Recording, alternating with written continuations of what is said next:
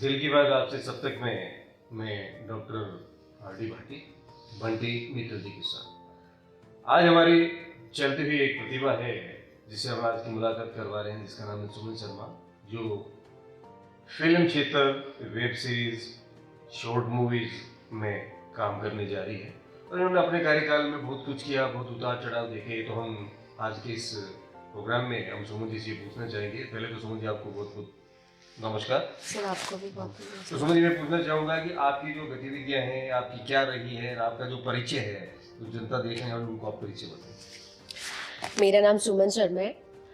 मैं गांव से रहने वाली हूँ, झुंझुनू।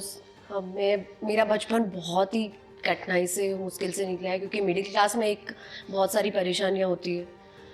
मैंने बचपन से बहुत स्ट्रगल किया क्योंकि मेरे फादर एक किसान है, तो इतना ही होता था कि हम एक सरकारी स्कूल में पढ़ सकें।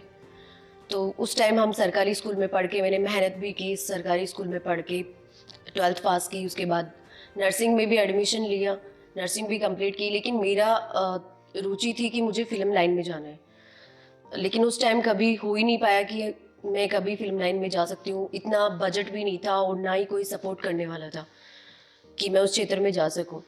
लेकिन जैसे ही मतलब बाहर निकले, काम किया, नर्सिंग की, उसके बाद योगा का कोर्स किया मैंने। धीरे धीरे टाइम निकलता गया। उसके बाद शादी हुई। शादी होने के बाद फिर ब्रेक लग गया, कुछ कर नहीं पाई। छोटा मोटा बस योगा क्लासेस ऑनलाइन लेती थी, सब कुछ करती थी, जॉब भी करती थी। लेकिन उसके साथ में हस्बैंड ने मुझे इतना सपोर्ट किया कि मुझे बाहर निकलने के लिए कहा कि तुम जाओ, तुम्हारा सपना है कि मुझे फिल्म लाइन में जाना है, तो तुम पूरा करो उसे, बाहर निकलो, काम करो, मैं तुम्हें सपोर्ट करूँगा, तुम्हें जो भी चाहिए, तुम्हारी जो भी हेल्प, मुझसे जो भी हेल्प होगी मैं तुम्हारी हेल्प करूँगा।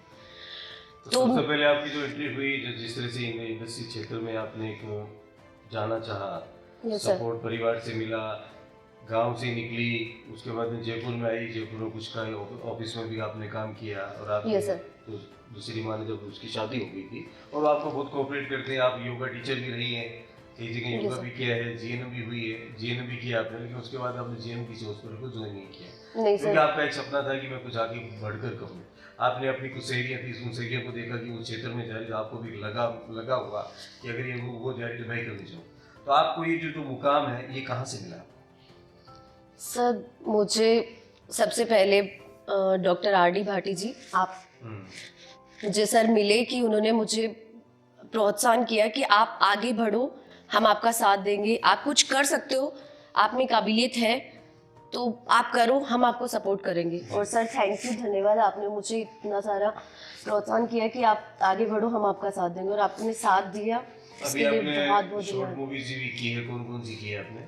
सर एक तो परीक्षा 1, परीक्षा 2 की है और पड़ोसन की है, और अभी जानो फिल्म एंटरटेनमेंट की प्रोडक्शन में अन्नपूर्णा का कैरेक्टर कर रही हूँ, जो आपने दिया है, और उसके लिए आपको बहुत बहुत धन्यवाद सर। तो इस तरह के जिस तरह आप कैरेक्टर कर रही हैं, आगे भी करना चाहेगी, जिस तरह से एक क्वालिटी मेंटेन करनी होती है ना, उस क्वालिटी को आप किस तरह मेंटेन करना चाहेंगे? सर एक चीज़ है, सबसे पहले तो आप समय का ध्यान रखें, टाइम, डिसिप्लिन में रहें, क्योंकि ये दोनों चीज़ें बहुत ज़्यादा मायने रखती है। सेकंड चीज़ है, आप जहाँ भी जा रहे हैं आप पहले उसको देखिए, परखे कि आपको क्या है, कैसा माहौल है, कहाँ जाना चाहिए, पहले सब कुछ जांच कर उसके बाद ही आप काम करें। तो जिस तरह से आपने ये काम कर लिया, मैनेज भी किया, जिस तरह आप घर और बाहर दोनों चीज़ों को कैसे मैनेज करती है, घर को किस तरह से मैनेज करती है, जब बाहर निकलती है और बाहर और घर के बीच का जो मध्यता है, उस दोनों को एक समान देखती हैं, अलग अलग देखती हैं? नहीं सर, दोनों को एक ही समान देखती हूँ, क्योंकि हस्बैंड ने भी मुझे बहुत ज़्यादा हेल्प की है बाहर निकलने में, तो मैं घर को भी देखती हूँ और बाहर को भी देखती हूँ। मेरा बच्चा भी है छोटा सा, 4.5 साल का, लेकिन मैं घर और दोनों को बाहर आराम से मैनेज कर लेती हूँ। इसके लिए बस आपको टाइम और शेड्यूल बनाना होता है कि मुझे कैसे मैनेज करना है, वो खुद को मैनेज करना पड़ता है। सेकेंड चीज़ होती है कि यदि आपको घर वाले सपोर्ट कर रहे हैं तो वो आपकी हेल्प भी करते हैं, तो इतनी कोई परेशानी नहीं आती। बिल्कुल बिल्कुल। कई बार क्या होता है कि आदमी आगे बढ़ने के बाद में अपने पास्ट को भूल जाता है। अगर उसको आप क्या मानती है, अगर वो पास्ट को भूल गया और वर्तमान स्थिति को आकलन कर रहा है, फ्यूचर को एंट्री कर रहा है, तो उस चीज़ को आप क्या मानती हैं? सर ऐसा कभी नहीं होना चाहिए कि जो आपके साथ पास्ट में खड़ा है आप उसे भूल जाओ, जिसने आपके लिए सब कुछ किया उसे कभी नहीं भूलना चाहिए। क्योंकि आपके लिए वो सब कुछ कर रहा है, आपकी हेल्प कर रहा है और आप आगे बढ़ जाते हो तो आप उसको भूल जाते हो। परिस्थितियां स्थिति भी ऐसी आ जाती है कि अपन उसको एक मेमोरेबल नहीं रखते। कई बार हो जाता है, कई बार ऐसी स्थिति हो जाती है। सर हो जाता है उसका तो पता नहीं, लेकिन करना नहीं चाहिए किसी भी इंसान को, ऐसा बिल्कुल भी नहीं करना चाहिए। क्योंकि एक पास्ट ऐसी चीज होती है जो आपको सपोर्ट करता है, आप उसे ही छोड़ दोगे तो फिर आगे जाके क्या कर पाओगे। सबसे बड़ी चीज होती है जो आपको आगे बढ़ने के लिए हिम्मत दे रहा है, सपोर्ट कर रहा है, आप उसे ही छोड़ दोगे तो आगे कुछ भी नहीं कर पाओगे। झूठ बोलना, छोड़ना, ये सब चीजें कभी भी नहीं करनी चाहिए। बाकी ये कि कई बार ऐसी परिस्थिति आ जाती है कि छोड़ना भी पड़ता है, वो उनकी मजबूरी होती है, क्या होता है वो मैं नहीं जानती, लेकिन मैं ऐसा कुछ भी नहीं करना। क्योंकि मेरे लिए जो मेरे लिए कुछ कर रहे हैं, मेरे को आगे बढ़ने में सहायता कर रहे हैं, मेरी हेल्प कर रहे हैं, तो मैं उनके लिए इतना तो कर ही सकती हूँ कि मैं उन्हें याद रखूँ हर चीज के लिए।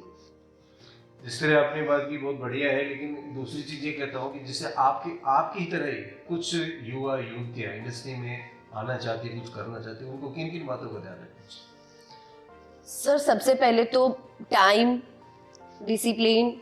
सेकंड चीज कि बाहर निकल रहे हो तो आप पहले उसको देखो कि वहाँ पे क्या हो रहा है, क्या नहीं हो रहा है। एक अच्छे इंसान से मिलो, ऐसा इंसान हो जिससे आप मिलो कि उस पर भरोसा कर सको। काम कर रहे हो तो भरोसा कर सको। सेकंड चीज, आप वहाँ जा रहे हो तो पहले पूरी जानकारी लो कि वहाँ पे क्या हो रहा है, क्या नहीं हो रहा है, क्योंकि ये बहुत लंबी है और इसमें बहुत कुछ होता है, अच्छा भी होता है, बुरा भी होता है, लेकिन उसकी पहले जानकारी लो, उसके बाद ही आगे जाके काम करो। ऑडिशंस होते हैं, ऑडिशन में काफ़ी आर्टिस्ट जाते हैं, जिनका आजकल एक माहौल बना दिया गया इंडस्ट्री में कि ऑडिशन देने के बाद में एक क्राइटेरिया से अपर निकल जाते हैं लोग। एक आर्टिस्ट का क्राइटेरिया होता है, डायरेक्टर का क्राइटेरिया होता है, प्रोड्यूसर का क्राइटेरिया, और जो प्रोडक्शन होता है उसका भी एक अपना क्राइटेरिया होता है। तो क्राइटेरिया में भी आर्टिस्ट जाने के बाद में इसकी ऐसी स्थितियाँ परिस्थितियाँ हो जाती है कि वो आर्टिस्ट को बिफोर, जैसे मैंने अभी थोड़ी देर पहले कहा था, पास्ट वो चीज़ें जो आपको लाइनअप देता है, ठीक है, और ये चीजें ऐसी होती है कि लाइनअप देने के बाद भी कुछ ऐसे आर्टिस्ट हैं जो कुछ मतलब कर लिया, करना भी चाहते हैं, लेकिन वो कुछ चीजों में भटक जाते हैं। वो भटकाव जो आता है वो क्यों आता है? सर वो तो उनके सोचने पे, समझने पे होता है। क्योंकि किसी इंसान को यदि सोचना है, समझना है, तो अपने बड़ों से राय भी लेनी चाहिए, उन्हें सुनना चाहिए कि मुझे क्या करना चाहिए, सोच समझ के करना चाहिए। क्योंकि आप, कई लोग होते हैं बिना सोचे समझे कुछ भी कर लेते हैं, उसके बाद पछताते हैं उसके लिए, तो उन्हें पहले सोच समझ के करना चाहिए। बिल्कुल। तो अब इसी पे दिल की बात में चलते चलते आप कहना चाहेंगे कि जो युवा पीढ़ी है जो आपको देख रही है, जिस तरह से आपने स्ट्रगल कर रही है, वो भी कुछ करना चाहती है ना, तो उनको आप क्या कहेंगे? मैं तो यही कहूँगी कि आपको समय, डिसिप्लिन और ध्यान रखते हुए अपनी जो भी सपने हैं उनको पूरा करें। यदि कोई सपोर्ट कर रहा है तो आप उसके लिए आगे बढ़े, हिम्मत रखें कि मुझे जो भी करना है मैं कर सकती हूँ। क्योंकि ऐसा कुछ भी नहीं है कि आप कुछ नहीं कर सकते। कभी भी किसी इंसान में ऐसा कभी भी नहीं सोचना चाहिए कि मैं कुछ नहीं कर सकती। क्योंकि मैं भी बहुत पहले यही सोचती थी कि मैं नहीं कर पाऊंगी, लेकिन जब से मैंने सोचा है कि मुझे कुछ करना है तो उसके लिए हिम्मत रखनी पड़ेगी कि मुझे क्या करना है, क्या नहीं करना है। हर चीज़ के लिए आपको आगे बढ़ना होगा। बाकी हर चीज़ की बहुत सारी परेशानियां भी आती है, मुश्किलें भी आती है। यदि आपने उनको पार कर लिया तो आप सब कुछ हासिल कर लेंगे। दिल की बात आपसे सब तक में फिर हम नेक्स्ट दूसरे पायदान पे चलेंगे। नमस्कार।